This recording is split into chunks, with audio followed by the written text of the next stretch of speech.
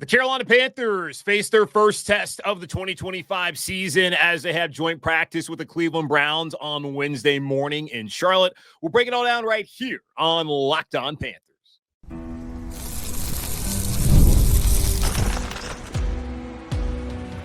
You are Locked On Panthers, your daily Carolina Panthers podcast. Part of the Locked On Podcast Network, your team every day.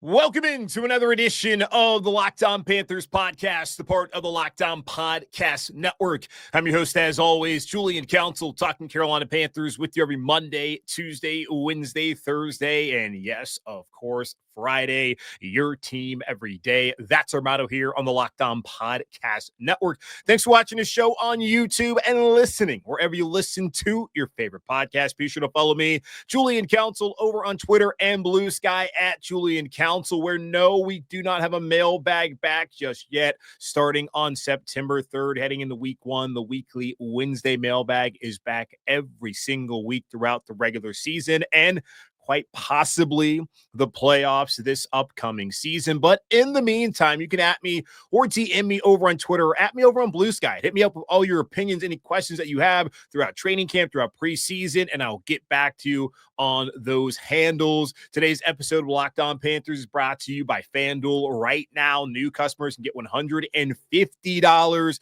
in bonus bets when your first $5 bet wins. Big day on Wednesday as the Panthers will host the Cleveland Browns for 1 day of joint practice. And yes, the weather is not expected to be the best, but they'll still be out there practicing, as Dave Canales and Kevin Stefanski, the head coach of the Cleveland Browns, were able to come to an agreement that they'll still be out there on Wednesday morning. And I cannot wait to be out there to check out what this new look Panthers defense looks like against a Browns team where what exactly are they trying to achieve at quarterback right now? I'm not so sure, but I'm going to ask Spencer German of Locked On Browns. He's going to come on today to preview the Browns side of joint practice and then Friday's preseason opener at Bank of America Stadium between the Panthers and the Browns. So all the thoughts that Spencer and I have about the upcoming joint practice on Wednesday morning coming up right now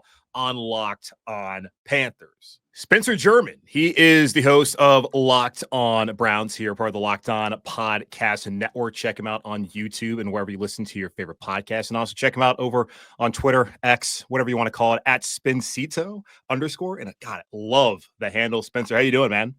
Yeah, I wish I didn't have the underscore at the end, but Spencito was already taken, so I had to find a way to make it work. But I appreciate that. I'm glad we got a chance to connect here, man, and looking forward to it for sure. Absolutely. And we're connecting because this is a big week for both Cleveland and Carolina as the Browns come to Charlotte. I'm sure they're probably already here on Tuesday evening, but on Wednesday morning, they'll be practicing with Carolina for 1 day of joint practice, likely in the rain in uptown Charlotte. Then on Friday evening, the preseason opener for both at Bank of America Stadium. We just kind of want to go over some things, just where the Browns are at and where Carolina's at as well, as we get prepared for what's the first test for both these teams ahead of the 2025 season. And I mean, I think the conversation that everybody, whether they're in Cleveland or outside of Cleveland, is having about the Browns is the quarterback situation. And I'm going to need you to shed some light on what the hell the plan is this year. So I understand you have Joe Flacco.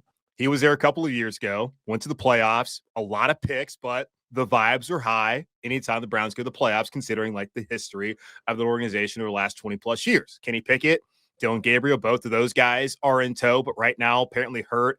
Don't think they're going to be out here over the next couple of days. Then Shador Sanders, we know all that comes with that. And then apparently Tyler Huntley's here, at least for the time being. Like, what is your overall perspective of what exactly Cleveland's doing at quarterback right now and at least planning to do once we get to the regular season and September 7th? Gosh, I don't know. Do you have like an hour? No, I'm kidding. Yeah, listen, I understand, especially from the outside perspective. Like, it seems like there's a lot going on there, especially with the Tyler Huntley edition this week, or I mean, really, 24 hours ago, and they announced yesterday. Yeah, and that's the thing. Like I said this on my episode on Tuesday. Like, I get why from the outside it's easy when you see them add Tyler Huntley into the mix here to make all the classic jokes about the Browns, and they haven't been able to find a quarterback for all these years. But like, I kind of got the sense, and then we came to understand from the team, like, this was done with the preseason in mind. And you know this, Julian, like teams do this all the time. They're trying to get through the preseason without injuries. They're trying to make sure they have enough bodies on this roster. And right now, with Dylan Gabriel and Kenny Pickett both dealing with a hamstring issue, they probably, I figured they were going into Friday feeling like, we're a little shorthanded here. We need somebody that can eat up some quarters for us on Friday, because I don't think they wanted to start Shedeur Sanders for the entire game. I didn't know until today if they were going to play Joe Flacco and the starters at all. From what we're understanding now, it doesn't look like they're going to play the starters. So understanding that, like, yeah, it makes sense. Shedeur Sanders is going to start, but then do you really want him playing 4 quarters of a game when the other 2 guys are hurt? So I think that move was strictly done just to have another body here on the roster and get you through at least this first preseason game, and then we'll kind of see where it unfolds. But as far as the other 4 guys are concerned, we've kind of seen since the spring that this has been kind of a 2 different quarterback competitions early on, especially where it was Joe Flacco and Kenny Pickett sort of duking it out for the starting job, and Shedeur Sanders and Dylan Gabriel kind of duking it out for the primary backup job. Now, what's been interesting since training camp started is that Kenny Pickett had the hamstring issue that sort of peaked up early last week, missed a couple of days of practice, and that felt like the perfect opportunity to finally give Shedeur Sanders some run with the ones. And instead, it was just Dylan Gabriel who kind of consumed those reps. They gave them a lot to him and Joe Flacco. And so the way I understand things right now is that they view this quarterback room as essentially like Shedeur. They're trying to be patient with him. They think there's some things that he still needs to pick up on and learn. And I think, like, on the field, like, yeah, I get the highlights that are out there that everyone's talking about. They're like, this guy's been great at camp. Like, why isn't he getting the reps?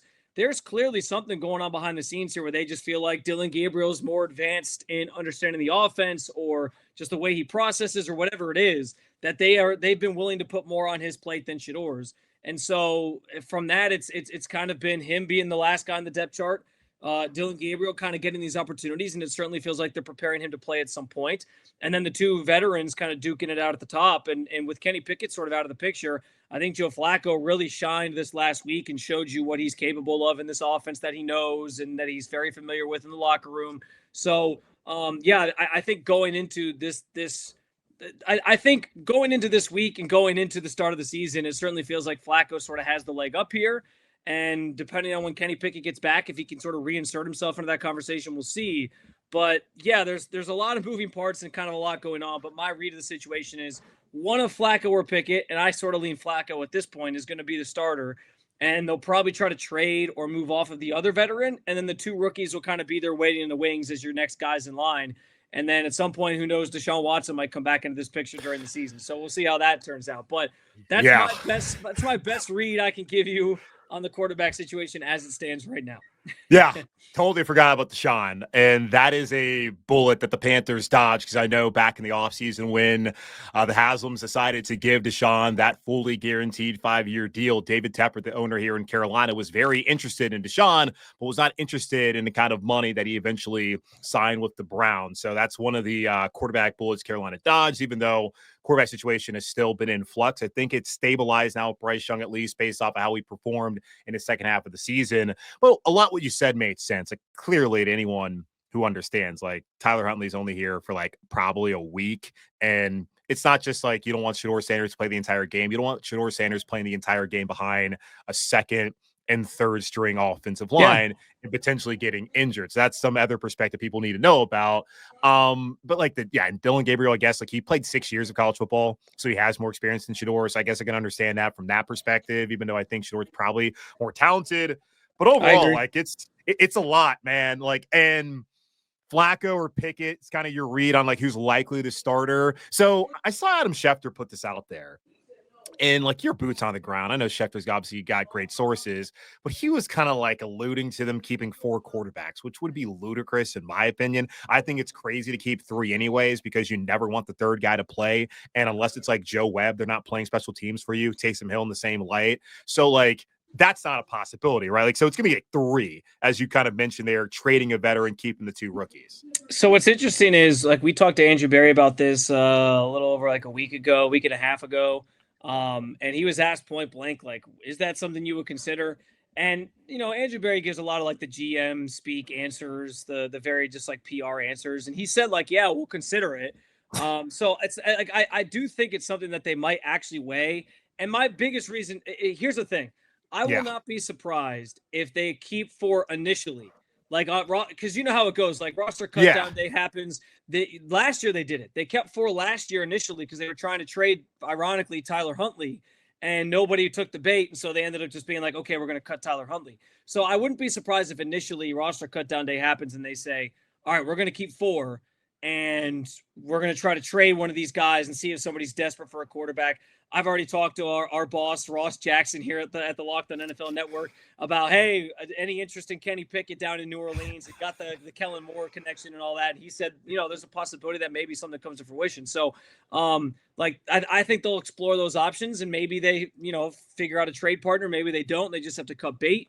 But my guess is I wouldn't be surprised if they kept 4 initially, but I don't see them keeping 4 when they get to like week 1. So it might be roster cut down day. Hey, we're keeping 4 guys and everyone will write their headlines about it.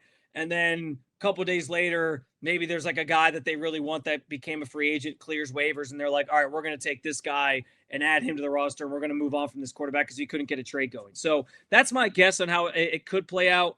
But I to your point, like, keeping 4 quarterbacks, and I know like this team probably has a little bit of PTSD from how the last couple of years have gone with quarterbacks. They've played basically 5 quarterbacks each of the last 2 years. So I understand like there's some of that, which is why they're at least going to keep 3. But yeah, I think keeping 4 would be wild. And I as much as the Browns do some crazy things, I don't think that extends into the regular season where they actually have 4 in the roster.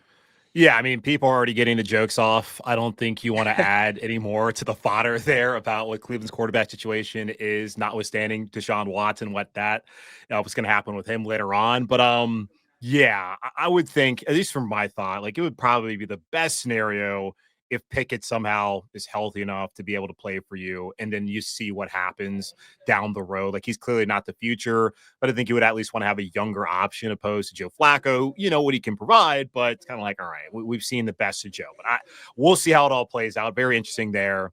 And then like what the second waiver wire priority, right, for the Cleveland, since they had the second overall pick before trading it.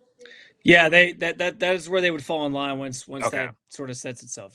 Yeah, so that's a possibility that, you got to waive somebody, but if that's going to happen, probably either like Flacco or Pickett. Pickett having more trade value as a former first-round pick and not at Flacco's age. So we'll see how it all plays out, but interesting, I suppose, the word for the Cleveland Browns quarterback situation heading into week 1 of the preseason and beyond. But let's get into Wednesday in the joint practice, but first take a quick pause here on Locked On Panthers.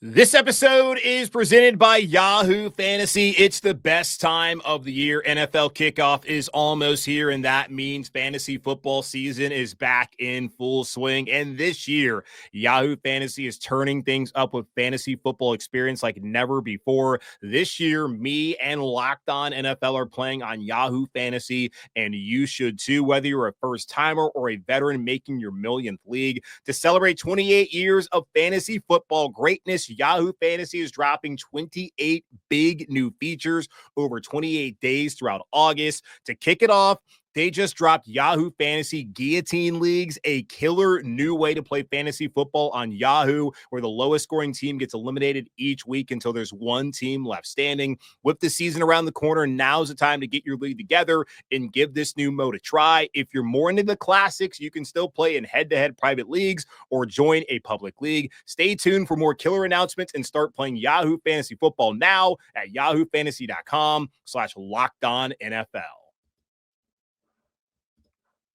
Back here on Locked On Panthers, Spencer German, the host of Locked On Browns. Again, check him out over on YouTube, wherever you listen to your favorite podcast, and also check him out over on the socials at Spencito_. And if you're ever up in Cleveland, a great sports talk station, 92.3 The Fan. Anybody here in Charlotte who listens to FNZ? Back in the day, Nick Wilson, who used to host afternoons or That's right. days. He's there hosting the afternoon. So good dude. Hope Nick will, I can't imagine Nick will be down here this week, but I hope that he's doing well out there in Cleveland. But let's get to Wednesday, man. Like, I'm excited about this. I have people always asking, I'm sure they're asking you too when you're out there for training camp, like, how so-and-so look? And even before the pads are on, you're like, okay, well, they look fine, but can we get to the pads? Can also we get to them seeing another opponent before really making any sort of grand statements, but like conclusions, I suppose, on guys early on in camp. But I'm excited to see what Carolina looks like against Cleveland. I know the Browns have a really good defense heading into the year. Myles Garrett, that whole situation got figured out in the offseason when he was requesting a trade and he was throwing shade at Andrew Berry, saying it's not about going from Cleveland to Canton. He wants to win a Super Bowl, which is pretty cheeky there. What are you seeing for this defensive unit heading into the year? Because I know Carolina, with the returning offensive line with Bryce Young, like, that's going to be a test I'm going to be really looking at on Wednesday morning. Yeah, listen, I think the joint practices are always a good time in terms of like actually seeing them go up against another opponent. I think the Browns, I know for a fact, really take a lot of stock in what sort of plays out with this during these joint practices. They consider these almost more important than the preseason games. Getting a chance to sort of evaluate these guys, especially at certain positions, I'm sure you have some too on your guys' roster where it's like, there's certain position groups where like guys are fighting for jobs or there's a battle going on. And so I think some of that stuff will definitely be revealing. Listen, I'm fascinated to see how this defense for the Browns especially looks against the Panthers offense. You know, I understand where there's not a lot of, you know, I would say the Panthers are sort of being considered a team that's not going to have a very good season either. And there's still some questions, I guess, about Bryce Young. I know he came on strong last year, but people are like, is it really all there? Was it just a 1 year sort of thing?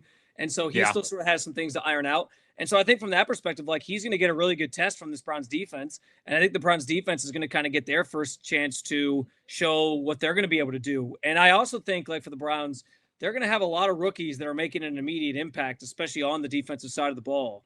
And so getting a sense of like Carson Schlesinger, their standout linebacker, and what he can do is going to be in something I have my eyes on. Seeing what Mason Graham, the number 5 overall pick, can do is going to be something I have my eyes on. So I'm excited to see some of these things kind of play out head to head and get a better sense of like where things are, especially with the ones kind of going at it. Because I know leading into Friday, as you said earlier in the show, the Panthers are not preparing the Panthers are preparing to play their starters, but the Browns, on the other hand, not preparing, it sounds like, to play their starters in the preseason game. So this will be our chance to like really see what it all kind of looks like in a controlled environment and a competitive setting, which should be, the first chance we really get to really evaluate things at a deeper level. Yeah, probably can't take too much away from Friday night if it's going to be the Panthers' first-team offense versus the Browns' second-team defense, at least from the Carolina perspective. Maybe for Cleveland, you can see the kind of depth that they have on that side of the ball. What would be the number one thing that, from my perspective, looking at Carolina's offense versus Cleveland's defense, what's the one thing I should be looking at to see how Carolina performs as far as the Cleveland side of things defensively? Like, how does a Panthers unit hold up against a certain unit of Cleveland's defense? I think it's got to be how your guys' offensive line would hold up against the Browns' defensive line. I've called that defensive line for the Browns like the heartbeat of the team this year. I think the defense is going to go as they go. I think the team is kind of go as they go. They just makes life so much easier. They can make life so much easier for the other levels of the defense if they are wreaking havoc. And so far through camp, there has been a lot of plays where guys have just been in the backfield and the Browns have just kind of had to play through how they do it, like they do in camp, where they're like, all right, this would be a sack, but let's continue the play so that we can at least get a good rep out of it and see how it will kind of play out, because they've just been so disruptive. And I've talked about it a ton on my show. Obviously, a group headline by Myles Garrett is going to be one that, raises some eyebrows. But on top of that, you throw in, I think Malik Collins was one of the more underrated signings that was made this offseason. He was a guy last year that was top 10 in pass rush win rate from the interior of a defensive line, so he can generate some pressure. I think Mason Graham, and they've talked a lot about this, like, he played in a very read and react style defense at Michigan. But they noticed, like, on the tape, he was in a read and react defense, but he was constantly beating guys in like beyond the line of scrimmage. And so he kind of had to like stop himself at times to like read, but really like they want to sort of take that and have him just keep attacking.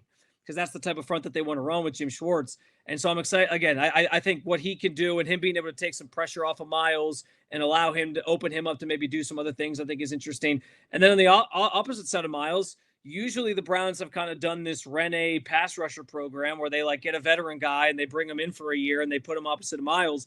This year, they're kind of leaning on some younger guys to see what they can bring to the table, and Isaiah McGuire and Alex Wright. And so what that unit can do or can't do, for that matter, against this Panthers offensive line, I think is going to be pretty revealing for both sides. Like, okay, is this defensive line everything that we're saying it's going to be? Or is the Panthers offensive line, maybe from your perspective, like, are they better than maybe people are anticipating that they're going to be as well? Yeah, and you look at some of the stats like pass block win rate and just looking at PFF's pass blocking rate, they weren't great as far as protection last year, but when it came to run blocking and PFF's run blocking stat, they were actually pretty solid, top 10 in the NFL. Carolina's offensive line was some questions about Ike Ekwonu, who Brant Tillis, who's the EVP of football operations here in Carolina, who handles cap and the salary cap and contracts. He was saying how Ike Ekwonu is an ascending player and someone who's not yet ready for a contract. They just exercised a fifth-year option back in May. So him going up against Myles Garrett after a bounce-back season, and his first game in his NFL career was against Myles Garrett and Jadeveon Clowney, the former Carolina Panther, where he did struggle, but he is certainly bounced back, a guy to look at. So that will be an interesting matchup. Him and Taylor Moton as well, the two tackles, and a center competition going on in Carolina between Austin Corbett, former Cleveland Brown, and Cade Mays. So those guys going up against Malik Collins and also going up there against Mason Graham, the rookie, will be interesting to see. Offensively, like, it feels like it's probably going to be maybe a struggle for Cleveland depending on how the quarterback plays out. I'm seeing the reports about like Shedeur starting on Friday, but also getting first team reps on Wednesday mornings. I don't know how much the Panthers secondary can really take away from that just because it's a rookie, even if it is in a controlled environment. I'm more concerned about just the run game because Carolina struggled mightily there last year without Derek Brown, gave up 3,000 rushing yards. Overall, just an embarrassing performance by that team. But they brought in a bunch of guys up front in the interior defensive line. I'm curious just kind of how do you see the Browns run game, is offensive line in general kind of stacking up this year, and maybe how that could potentially be something to look at on Wednesday morning? Yeah, listen, I think that's one of the biggest questions in regards to this Browns team in general this year and how successful they'll be, because they're going back to the Kevin Stefanski system and its sort of, original form in a way. They've gone away from sort of catering the offense to Deshaun Watson, and they're just going back to what they did best in 2020 and 2021, when they were, that outside zone style run game, a lot of play action passing, and honestly, the stuff that suits Flacco, especially as a passer, that we saw in 2023 when they made the playoffs during that run with him. Like, that's what they do best. And so I'm as fat, like, you're interested in them being able to stop the run on the Panthers side. I'm interested in, like, okay, we've seen some moments for the run game at camp so far. Granted, missing Quinshon Judkins, who was supposed to be one of their headline rookies that was going to be like the workhorse back in that backfield for them. But you still have Jerome Ford, you still have Dylan Sampson.